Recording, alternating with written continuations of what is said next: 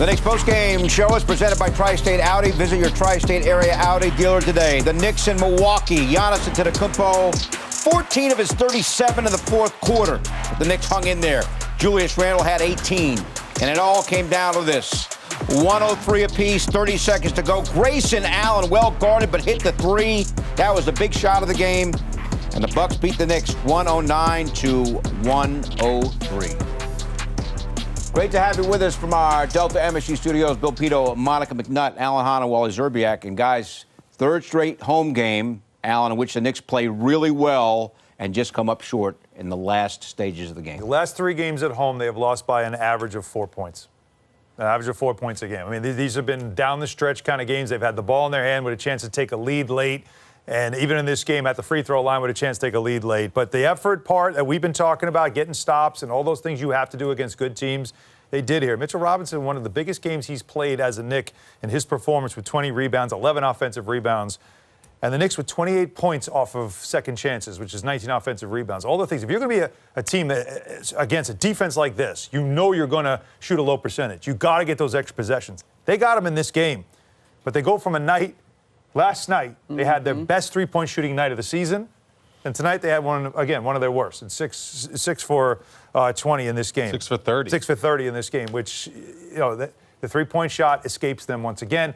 But I don't know what to blame. You know, like, it's just they made a great play on that dribble handoff to Grayson Allen, who was well guarded. And the Knicks did not make a shot that they needed to make late in this game. Yeah, I don't know. Obviously, you can dissect the film, and there are places where the Knicks could have been better. But I think we continue to see the margin of error in terms of trying to win basketball games. It's so slim. To be tied 103, I mean, we can go back to the free throw, maybe not. But then you play defense well. You go under the screen. Okay, we could have debated whether you go over the screen. Grayson Allen still can put the ball on the floor. But you get the look on the other end. You need to get a rebound, an offensive rebound, to give yourself a second chance opportunity. You come up short. You can't say enough about Mitch's performance tonight. Obviously one of the best of his career, a season high in terms of his rebounding. And Jalen has the ball in a position to make big-time plays in the fourth. Yeah, and, you know, it just comes down to, you know, this team has championship DNA in it. Despite the fact they didn't have Giannis on the last couple possessions, they have guys that are not afraid of the moment. Yeah, important to point out that Giannis Antetokounmpo fouled out with a minute to go. So when Allen hit that shot, Antetokounmpo was out of the game. It's a tie game. You would think the Knicks have an advantage right here.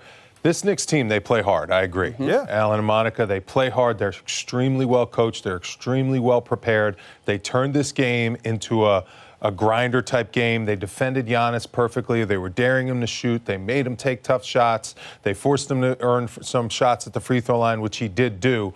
But at some point, this Knicks group has to go into the end of a game. Yep. And a lot of failures, they have to figure out how to get over the hump, get that win. So when they step up at the end of the game, they say to themselves, especially on their home floor, there's no way I'm losing this game. We are going to be the ones that make those winning shots and those winning plays.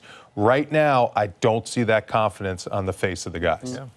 Tell you what, this was close the entire night, Wally. I mean, the biggest lead either team had was 7 points. Yeah. It was that kind of night. It came down to the final stages, final stretch. That's it. And, you know, R.J. Barrett got going in this one. He played really well. You know, Giannis flying through the air all over the place here. He was tremendous. And then R.J. Barrett, you know, nice little floater. He did a great job attacking the basket. Looks like he's kind of found his game, shot over 50%. But I'll tell you, Drew Holiday is so much better than he gets credit for. He's one of the most underrated players in the NBA. Big tip in by Randle, cuts the lead to 2. This move, by the way, and how strong is that? There's the move to tie the game up. The game tied up. There's the big block, though. That was huge, the block by Lopez. He's such a good defender. And here, tie game, Grayson Allen off the screen. R.J. Barrett pretty well defended, but when you have a shooter like that, you just have to be a little bit tighter with your anticipation. You gave him an open look off that. You were just a step slow off that screen. You kind of went under the screen, and then that's all Grayson Allen needs. He's not afraid of the moment. He's played in big playoff games. He's played in NBA Finals type scenarios, so he is not afraid to make that big shot, especially on the road. And then RJ, I love what he did on the next possession. He took the shot right back at him. That's what you do. Good look. You don't run from that shot. You say, okay, if you nailed one on me, it's just like when you're playing in the park to game to 11. I'm going to nail the next shot on you. I love that he took it. He missed it. But that was, I think, a good take by him to be aggressive to take that shot. And keep in mind, he was 2 for 3 from 3 before he took that shot. So it's not as if he was having a poor shooting night. It wasn't like he forced anything. He had a clean look. He had a couple of threes in this game. That one was just long. If I can nitpick one thing in this game, and we saw it late, again, Mitch got fouled. He made 1 of 2. Jalen Brunson gets fouled after Mitch hustles to get the offensive rebound. And that took a lot of, you miss a free throw, you stay locked in, you get the offensive rebound, you get that extra possession, go back to the line. Jalen Brunson, who has been money from the line, he was 0 for 3 in this game. He did make that 1 out of 2. But, the free throws are so essential, especially at home in your own building. 13 of 20 the Knicks for the game. And that is the other thing. This season has been a good free throw shooting team. In this game, they were not. All right, Monica, let's talk about Mitchell Robinson. 20 rebounds. His career high is 21, but 11 offensive rebounds. That is a career high. And he also put up 15 points. Active. And I think sometimes for a guy of Mitch's size, you see a guy like Giannis coming in, you mentally something clicks on, right? Like anytime Giannis is opposite of you, you got to lock in. But I thought Mitch did a really good job, literally staying upright in the course of this game. His hands were always moving, active. This time, just a great catch, a finish in traffic. He's hunting the basketball, using his athleticism there, gets the tip up first to give himself the opportunity to regather the rebound and get the putback back. Like, he was just alert. Jalen was looking for him. You talked about last time out, Han, that sometimes they miss each other. Yeah. Jalen was looking for him. He was aggressive. I thought Mitch battled in there for some of those rebounds. He just really took advantage of his size, his strength. I mean, this is the kind of thing we would love to see from Mitch consistently, of course. And it's starting to come because the conditioning's starting to come. But I'll tell you what, the best stat for me, and I know the offensive rebounding, 11 is fantastic. The 20 rebounds, fantastic. 33 minutes also for Mitch, fantastic. 2 fouls.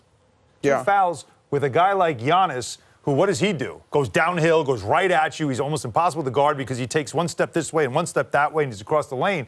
It's easy to get caught up in foul trouble when you're trying to guard a guy like that or help on a guy like that.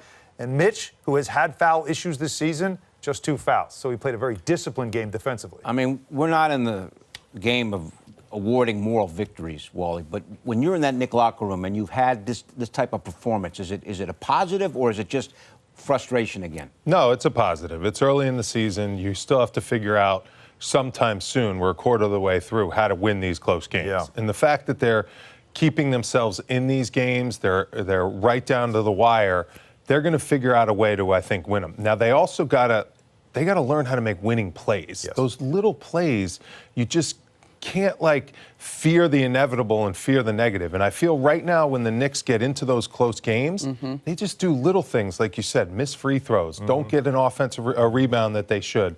Just allow Grayson Allen to get an open look when you kind of just relax for a second on defense. And that's when good teams will take advantage. It's those little, the margin for error, and the coach can't do anything out there down the stretch. It's all up to the players to just go out there and win the basketball game. And the guys just got to figure out as a unit what's going to work and how they're going to get it done collectively. A little more talking, I think, and talking to one another. And through that, I think the only way to play loose is to just lean all the way in, right? I think we've heard Derek talk about it at points, that sometimes when other folks get tight, he leans into that feeling and those emotions and in terms of that moment. And I remember, I think the second to last time out on the bench, they're not really talking to one another. No one's saying, come on, we're okay, we got it. And I get it. There's exhaustion. I mean, absolutely. They battled. It was a physical game. It is a back-to-back, but I think sometimes the first step to getting over that hump is being able to talk yourself through it mentally. What also helps you is to have a guy, and a guy who has got it going, and everybody knows he's got it going. Like, he knows he's the man, and we can all kind of rally around that guy. And they don't have a guy like that. And another thing about the back-to-back thing, listen, back-to-backs at home, there's no excuse. Your crowd is behind you. You're at home.